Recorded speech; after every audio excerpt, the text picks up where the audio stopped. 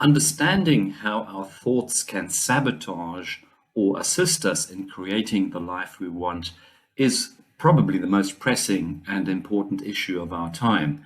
The inspiration Barry Nicolaou absorbed one fateful day at a cemetery led him to write and publish a number one best-selling book on Amazon called The 11 Master Secrets to Business Success and Personal Fulfillment. He outlines the 11 areas that intersect economic freedom with personal fulfillment. His forte is in deconstructing the layers beneath cognitive fear, indecision, subconscious paradigms, inherited thinking, habitual thinking, and their intimate relationship to real-world expectations and experiences. His new book, Move the Mountain, is scheduled for release in November this year. So, Barry, tell us a bit about that epiphany that you had in the cemetery. I'm sure our listeners would be very interested to hear about that. Absolutely. And before I get to that, I just want to say, Raina, thank you so much for having me on your cast. It is an honor to be sharing moments like this with you. I think it is needed in the world, and I get so much out of it myself. So thank you for having me. I hope you're sitting down because it's a bit of a surreal story, how this actually happened. The year was 2015. And I was in the shoe industry at the time, selling shoes at wholesale, so selling shoes to retailers. And I was driving to an appointment, and I got a phone call in the car from my customer saying, "Barry, I'm running late. Can you delay me 1 hour?" And I'm like, "No problem." So as I passed this cemetery in the northwestern suburbs of Sydney, Australia, the best thing to describe what happened next is my car steered itself. It felt like it steered itself. I don't know anyone that's buried at this cemetery. I don't have any connection to this place. So my car steered itself more or less, I guess, to kill the hour. And I'm driving down these beautiful, big, wide, open roads, canopy of trees. It was a crisp blue sky day. And I pull the car over. And I get out and I start walking amongst these graves. And you look at the actual gravestones and you look at the years that people were born and the years that people died.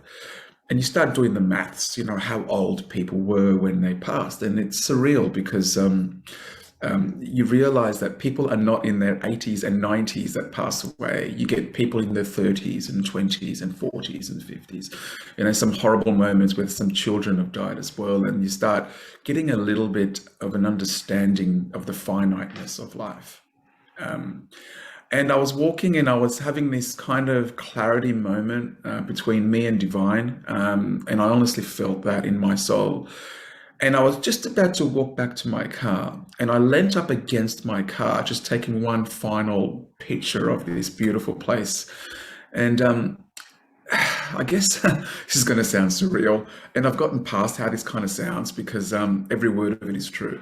I felt three words, and it wasn't on the level of dialogue that we're having quite here today. It was more bombarded at a soul level. And I got quite scared because I never experienced communication like that before.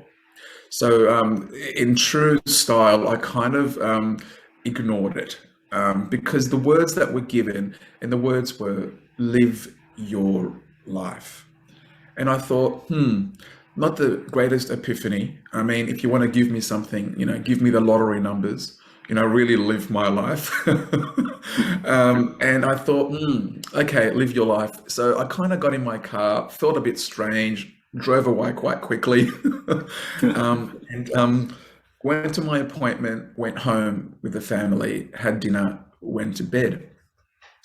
And then something surreal happened at around 3 a.m. in the morning. The word "your" was highlighted and burning in my mind, like, live your life. Don't try and live a life based on someone else's opinions of who you want to be or what they think you should be. Live a life that's true to you.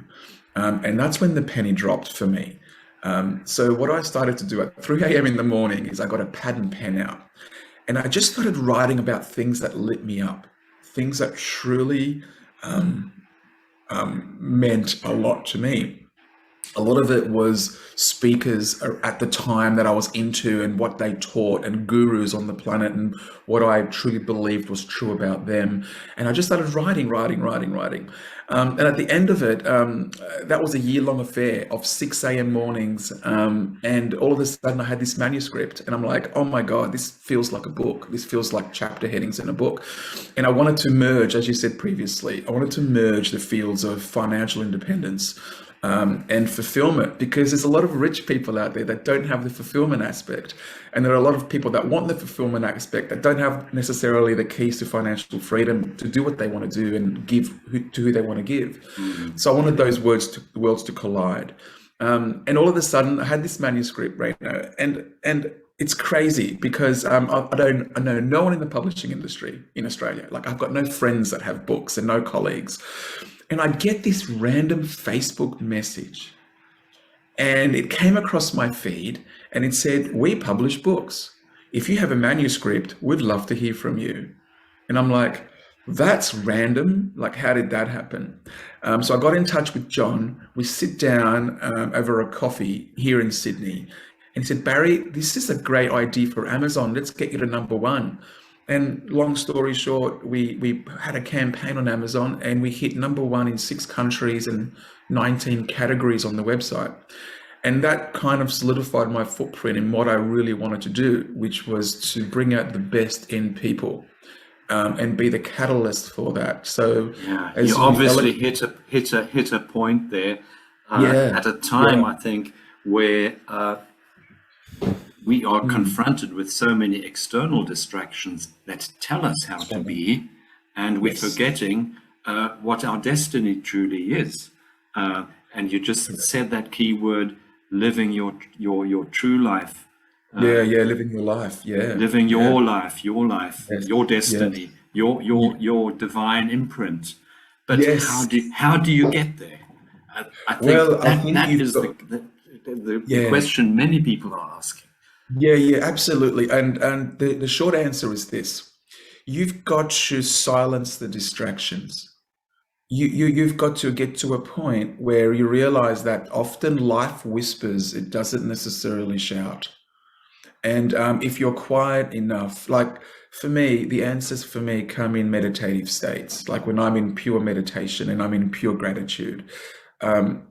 God has time to get through and speak, and it's those moments, and when we turn our screens off, and when we put our books down, and when we solely get into a place of thank you, for the plane ride. Not so much that there's turbulence or that there's quiet moments up in the sky, but thank you for the plane ride. Like, get a gratitude for all of it, right? Then I think divine has a way in. And it's interesting because I feel sincerely that divine intervenes and gives you messages when you are like divine, like when you are in a place of love and gratitude and kindness for self, and realize your self-worth, and realize that self-doubt is very defeating, and you almost are Christ-like or divine-like or God-like. Then they see themselves in you, and that's the moment. See, the cemetery moment, I was in a place of total surrender. I was in a place of, I was despondent with my career. I was earning good money, but it wasn't fulfilling me. And Divine felt that and said, "Well, Barry, here's a possible path that you would be really good at."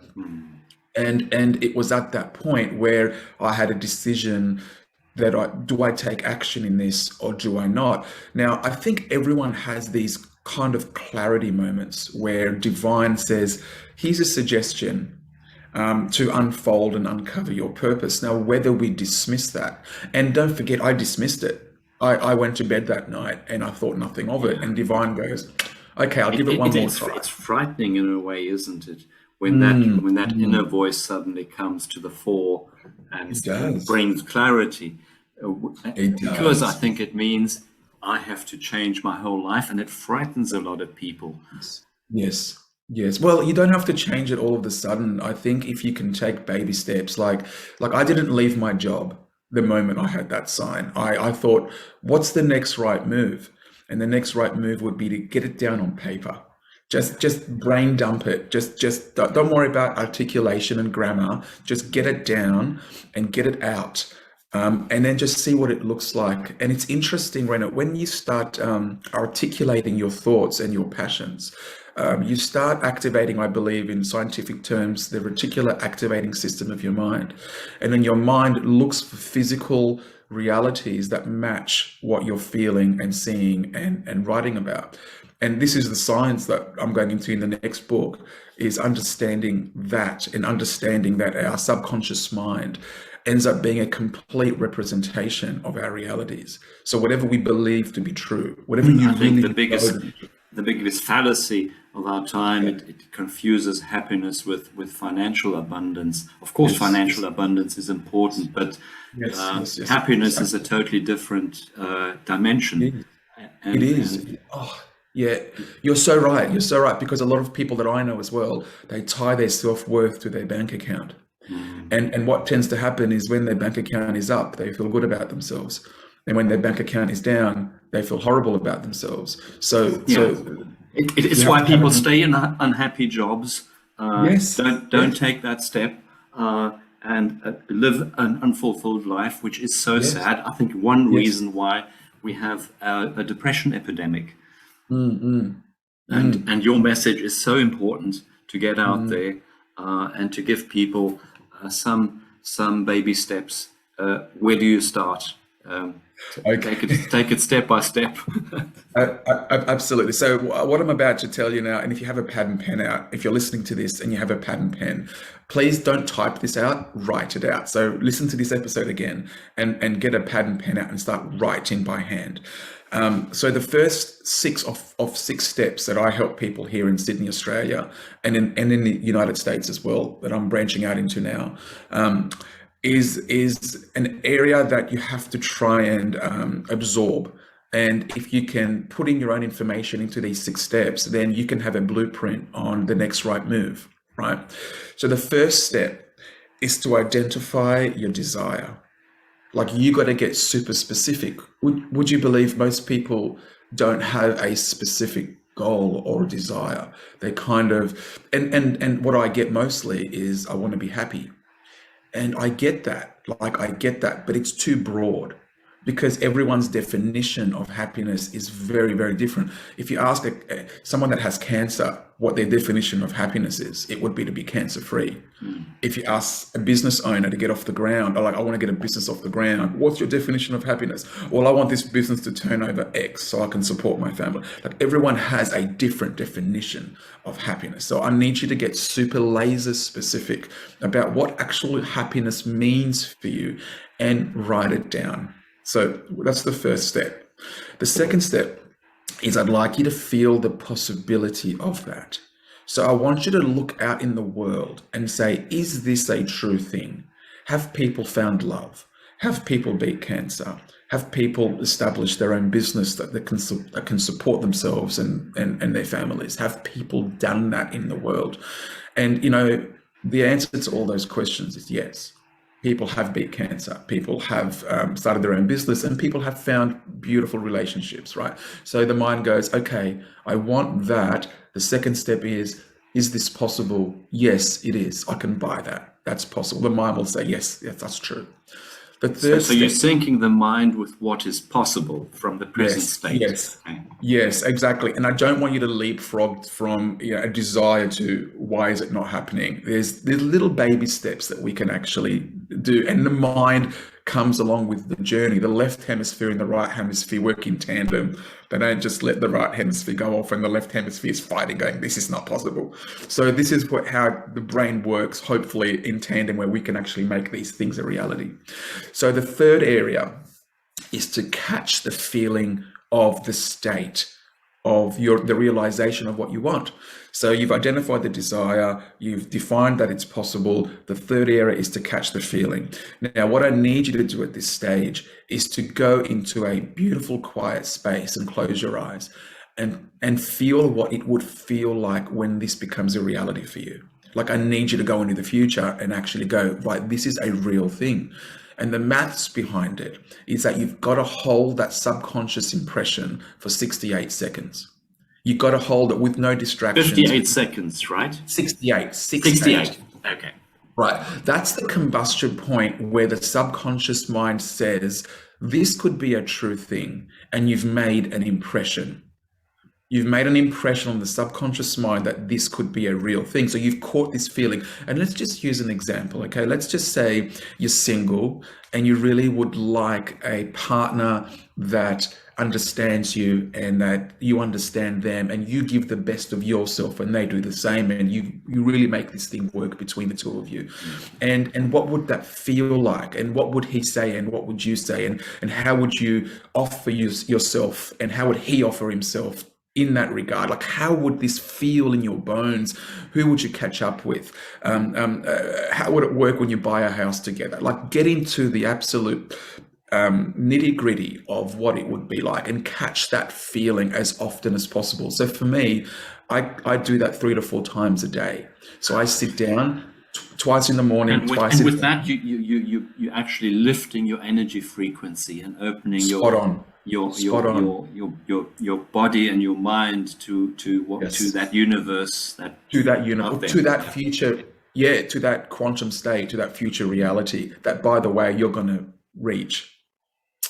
Now, you've felt that feeling, you've done your exercises, which is all great. The fourth area, is quite difficult for a lot of people, and it's releasing the toxicity from your life. Because you can do the first 3 steps beautifully well, but if you keep the toxic influences that are currently surrounding you, so toxic emotions such as hate, family sadness, members, that keep your energy at a lower frequency. Absolutely, but also external toxic encounters. Like, sometimes you'll have a friend or a family member that whenever you leave their company, you just feel drained, or you just feel like they're not stretching or reaching for anything different. Yeah. Just feels so. Just to identify that, and to identify new cycles, and to identify unhealthy eating practices, and to identify sleep patterns, and just have an observation of what's not really helping you, and as much as you can, curb those experiences. Yeah, these are also toxic family members, toxic friends, toxic colleagues.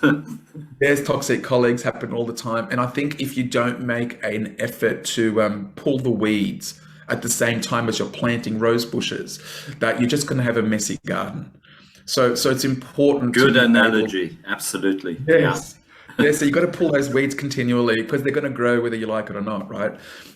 So that's the fourth area.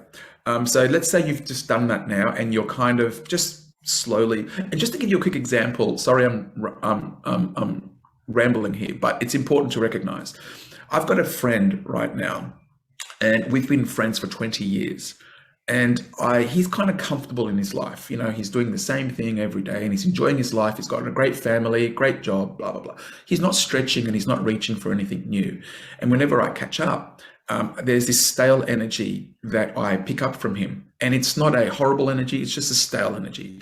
Now, I've identified that for me as a toxic influence. And I know that sounds kind of wild, but I want to surround myself with people that are taking the risks, and that are people that are believing in themselves and are going on journeys of love and self-worth. And he's not necessarily caring about any of that. So for me, I've identified that energy frequency as something that I'd kind of want to gravitate away from. And you know, for me, it's not about hanging up the phone. It's about just slowly gravitating towards the people and the influences that light me up. And as a consequence, you're going to move away from certain people that don't. I think this is the reason why people who go into a higher energy frequency suddenly lose old friends, lose marriage partners, spouses, and then find new friends who are at the same energy frequency. And suddenly things start clicking, and everything starts flowing and moving. Yes, absolutely. I just a friend of mine just got divorced, Oh, okay. Yep. and suddenly things happened, job-wise, financially. Everything suddenly started clicking into place, and I Yes. found that so. I was so happy for her, you know. Yes. Yes. But Yes. taking that step was very difficult. Listen, it is, and I think that well done for her. I think that it is difficult.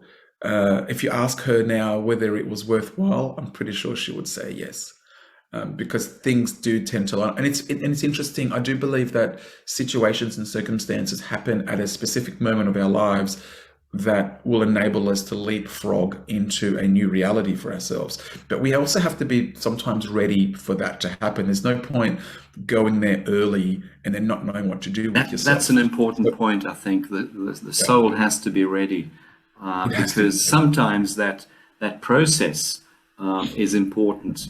That process of realization and even suffering in that situation, because suffering sometimes brings new insight.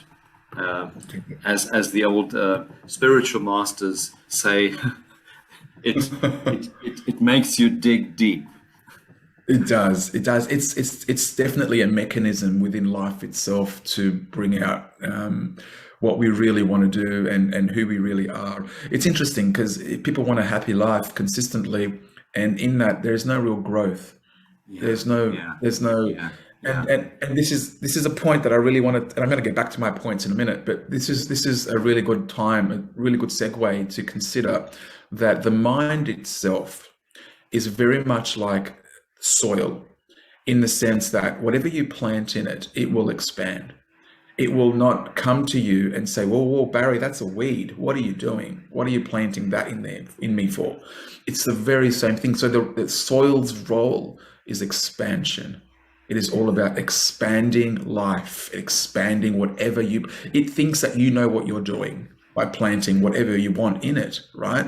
So our minds work in the very, very same way. You know, God has given us the ultimate tool of checks and balances. You are the decider of what you plant in your mind, and yeah, from that you will grow. You will grow a plant, right? yeah, The, yeah. the issue we're having is that people are planting random plants. People are just putting whatever Because they don't know who they are. because I'm they're I'm a great proponent of starting the day with a positive anchor, like a gratitude ritual, perfect. or designing your day. How's my day going to be? And putting something positive out there. It's so true because usually the way you start your day is the way it hopefully keeps going on. But what you've done is you've set an intention Yeah, of this is how I would like it to be. And the good thing about setting intentions is that, you know, sometimes you might reach them, sometimes you might not, but you've got direction. yeah, yeah, You yeah, know, you've set an yeah, intention, which is yeah, which is what I love. So well done for doing that because it's yeah. not Uh, many of us do it. yes, yes. You were not finished with your points, though. Yes, no, let's Yeah, keep going. yeah, So we're up to toxicity. The fifth step is something that's quite difficult to do, but very, very possible, which is to release the timing. So, you know, let's start quickly again. You've defined your desire, you felt the possibility, you've caught the feeling, you released toxicity. Now it's the point where you just say, God, universe, you know who I am, you know what my intentions are, and you know what I'm working towards. I'm going to leave the fruition of it to you. I'm going to leave the timing of it to you. And it's quite difficult as human beings to do that because we're all about how something works and and when trying to something. force the boat. Absolutely. And if you think about goals, goals are definitive on timeframes. So you set a goal and you say, well, I want it to happen by next year. And we do that. And a lot of people reach those goals. But one thing to remember about forcing things through is that the energy that creates something is the energy that has to sustain it. If you create something from forcing or from anger or from frustration, and you can create from anger, by the way, you can create something very successful from anger. But just know that that is the energy that must sustain it. You've poured a certain frequency into something. And that cake will rise based on the ingredients that you've put in. So unless you keep those ingredients in that cake, it will deflate, right? So you've got to be into an understanding of, if you put kindness and joy and gentleness and abundance and all the beautiful feelings of what it means to love into something, that's the same energy that will sustain it as well. So you've got to decide what sort of life you want to live here.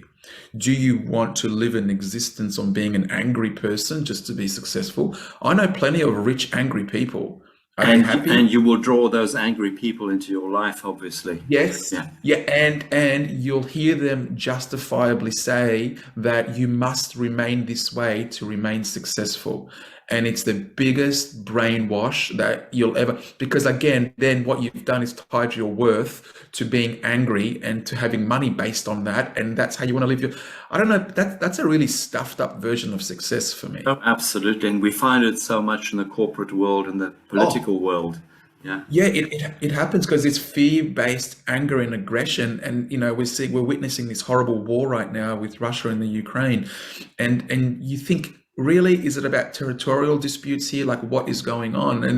And what we have to realize is that human beings, some of us are on a level where we're seeing the evolution of our species, and some of us are stuck in not seeing that. And the people that are stuck are using fear and anger and aggression as tools to try and get what they want. And then what they don't realize is that they're going to have to keep those ingredients going. And that's not good for the soul. And you've also destroyed half the planet in the process. Well, history shows us that inevitably these people destroy themselves. They do. And I tell you, I think what we're witnessing is the last acts of a dying man. And I really feel totally that. agree with you there. Yeah. Yeah. So anyway, without getting too political. So but anyway, we were at point 5, weren't we? Point 5, release the timing. And if you have any doubts about releasing the timing, get to a point in your life where you look at your past and you look at all the beautiful moments that have happened for you in the last 20 years. So you look back at marriages and children being born, and people divorcing and finding their life again, people getting married and finding and look at all the beautiful moments that you've experienced. And then ask yourself this question: have those moments been perfectly timed for you? And the answer to that question is yes. I'm not answering for you, but just consider the question. And have these moments been perfectly timed? And the answer is yes. Most of the time, like if I look back on my life, and I've got friends and family and colleagues and clients, and Barry, this happened perfectly timed for me, because if I didn't get that job offer at that point, then I wasn't able to buy that house. And then I would absolutely go with you there, Barry. Right. So perfect. So then if it's true for your past, then it has to be true for your future. So just trust that with intention and with identifying who you are, and if you are on your path that divine has made for you, then I'm letting you know that it's a trust that you can certainly take on board and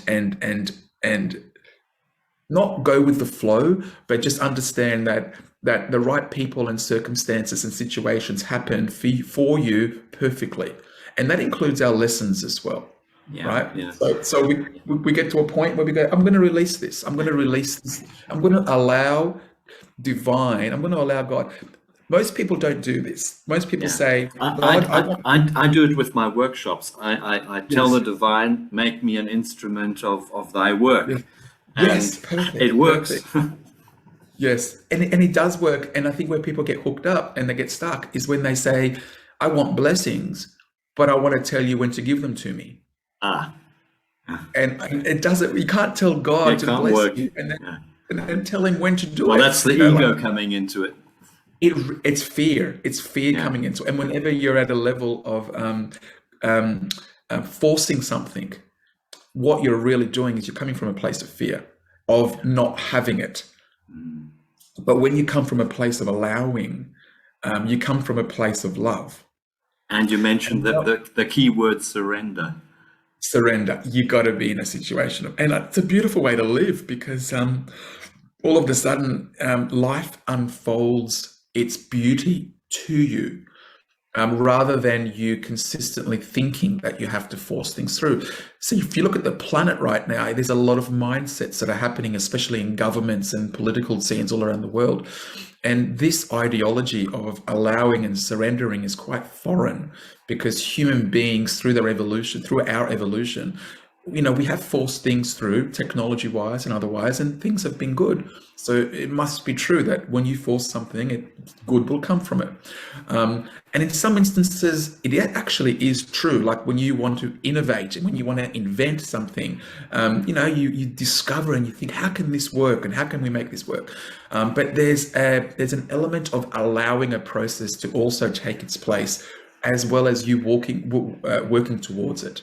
It can't just be, so God intervenes with your magic and you both co-create a future based on the intent that he has for you and where your strengths lie.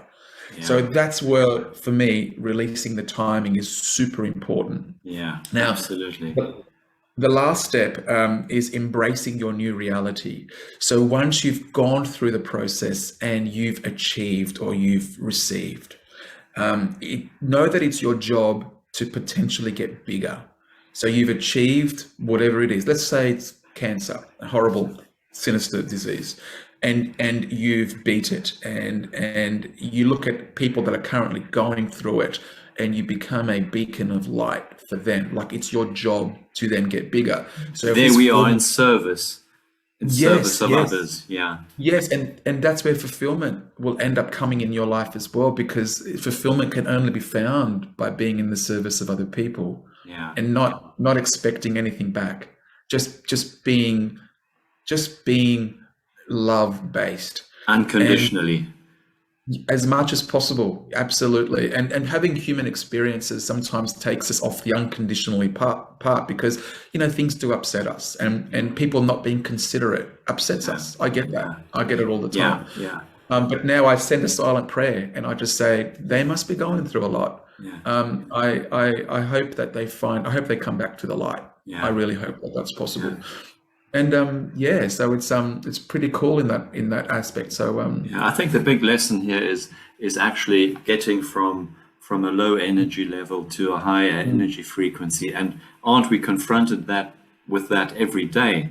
We are. The moment when we switch on the TV or switch on the internet, it's all bombarding us from everywhere.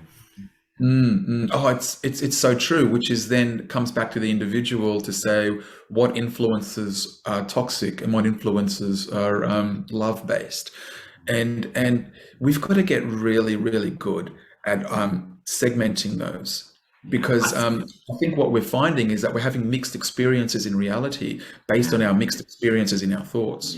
Yeah. And you mentioned that finding that space of inner reflection, that quiet space of solitude. Where you then only, like you had that experience at the cemetery, where you had that quiet moment and heard that whisper from the universe that changed your life. And actioning that it's interesting. I got mentioned in the Oprah magazine in New York. It was 3 years ago, and they wanted experiences on manifestation and, in essence, what the law of attraction actually means and what it is. If you have 5 minutes, I can tell you the story. But it's honestly being in a situation that you're in service of other people, and then understanding the clarity that comes from that, and then understanding that whatever you want to achieve in life, whatever you desire for yourself and your family, is possible, but you've got to also be on the same frequency of giving, like with not forcing it. And a situation happened to me in Sydney where that lesson became very obvious. And then I've used that as a catalyst to understand other situations of things that I want to manifest and achieve.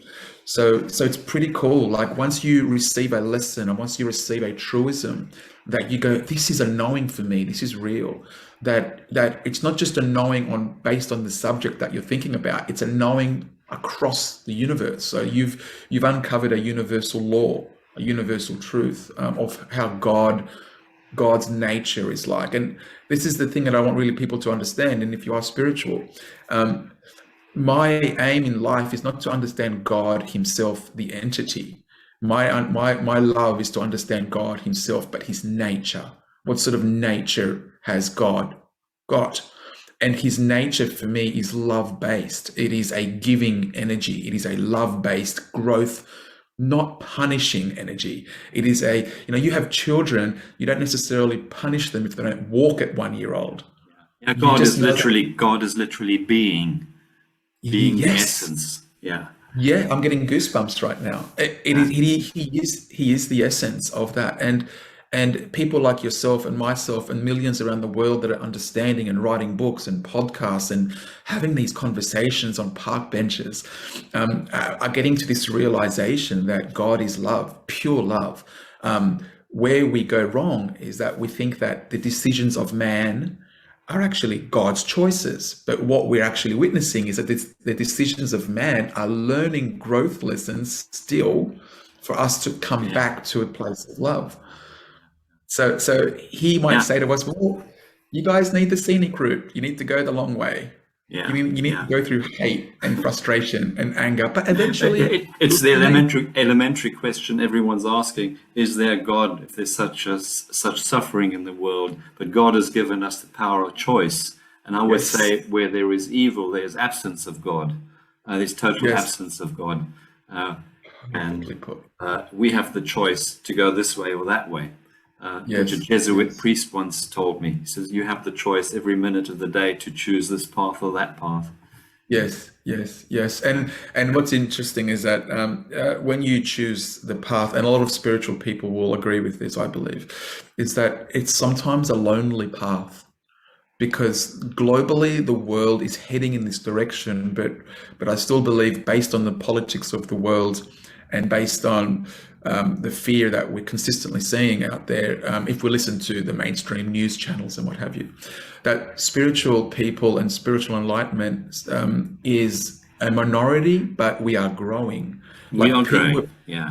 we are, Yeah. with the consciousness of the planet Yeah. is elevating, but we also, it's our duty of care to, if we do understand a certain concept, that we preach that, not preach is the wrong word, but we demonstrate what that actually means into reality, and then people that are watching, listening, or whatever it is, um, um, take the next right move in that direction, and it will feel good. I promise you, it would feel good. And if it feels right, take the next right step. Yeah. But if it doesn't feel right for you, then you make the right move that's right Yeah. for you. Yeah. We could talk for hours, Barry.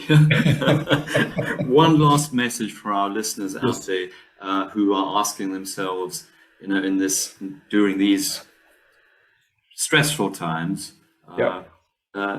how do I get from a low energy level to a higher energy level? We did speak about a few points, but maybe you have one last message for everyone out there.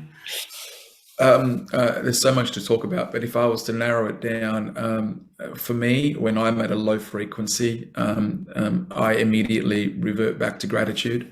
And it's not so much gratitude for material things; it's gratitude for having the opportunity to grow and be in a situation where my fingernails are growing and my eyes can see and my mouth can taste and my hair's growing and everything's. Thank you for the journey, God. Thank you for whatever happens in my life. I just want to say thanks for believing in me, and thanks for giving me the opportunities to spread this light, spread your love. Like, thank you for that. And whatever happens, the impact, big or small, find love, don't find love, money, no money, whatever it is. I just want to say thank you for these limited breaths that you've put in my body, and I can't wait to meet you one day. And that sense of gratitude dissolves all fear. It just That's such an important closure of our talk today. And Yeah. anyone wanting to connect with Barry, I will put out a list of your internet site and your books on the podcast and the YouTube Thank you. channel, so that Thank you you. can get all the information. And once again, your new book, Move the Mountain, sounds very interesting. Is Thank you. scheduled for release in November this year. And obviously available at all places where good books are sold. I'll try my best to get into bookstores for sure. Barry, it was great talking to you. Really Thank fantastic you so talk. much. Thank you so much. Thank you.